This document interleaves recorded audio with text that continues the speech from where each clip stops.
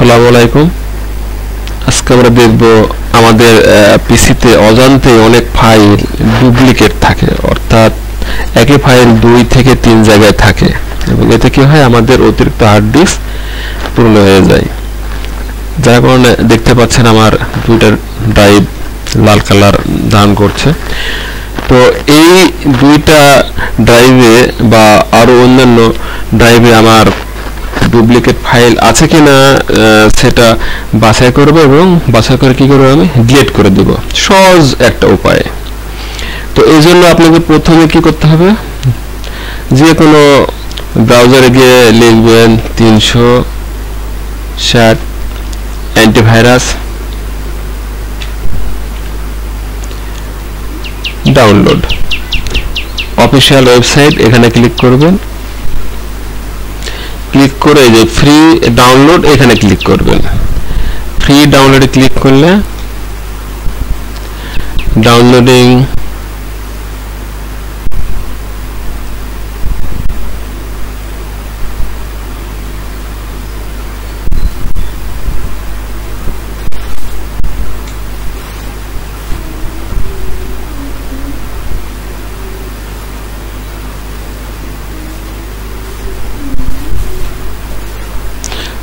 Download হচ্ছে।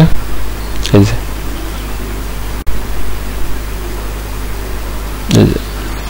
360 setup mini download হলো। এখন এটাকে ওপেন করতে হবে। ওপেন করলে ইনস্টল শুরু হয়ে যাবে। দেখাচ্ছি আমি। এটাতে আমি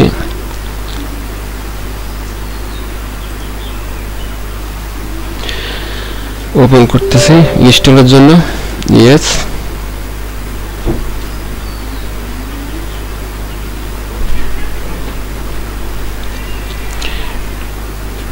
এইভাবে একটু সময় লাগবে ইনস্টল হতে। আমি ভিডিওটা একটু পজ করতেছি সুবিধা। এইভাবে শেষ হয়ে যাবে ইনস্টলেশন। এরপর আপনি এটাকে ওপেন করবেন।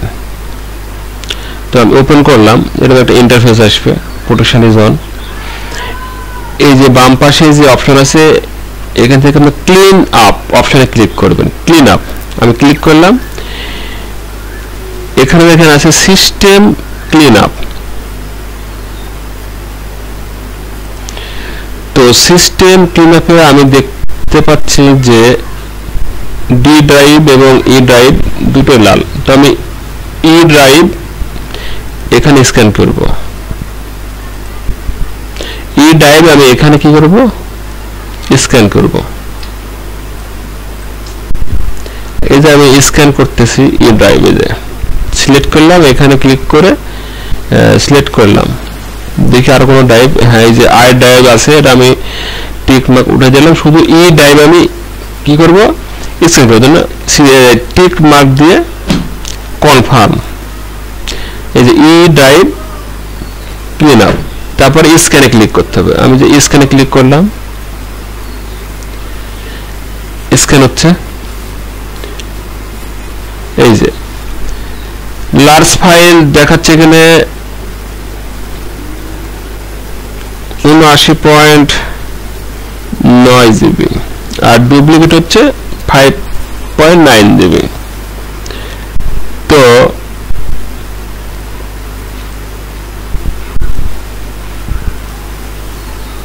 আমি দেখতে পাচ্ছি 5.9 জিবি আমার ডুপ্লিকেট ফাইল। তো আমি ক্লিক করলাম এখানে। এখন দেখতে পাচ্ছি আমার সেই ডুপ্লিকেট ফাইলগুলো। এখন যদি আমি এখানে অটো ক্লিক করি, খেয়াল করুন এখানে আমার 1 2 3 4 5টা আছে। অটো ক্লিক করে এখানে কনফার্ম করতে হবে। দেখেন একটা ছাড়া সব, অর্থাৎ শুধুমাত্র একটা ফাইল ছাড়া বাদ বাকি সব সিলেক্ট হয়ে যাবে। এবং এখানে ক্লিন করার সঙ্গে সঙ্গে আপনার যত ডুপ্লিকেট ফাইল আছে এখানে সব কি হয়ে যাবে, ডিলিট হয়ে যাবে।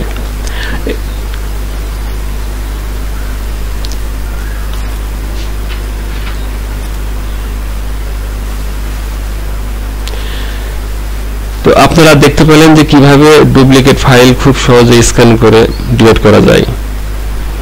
ওকে, আজকের মতো এটুকু। আসসালামু আলাইকুম।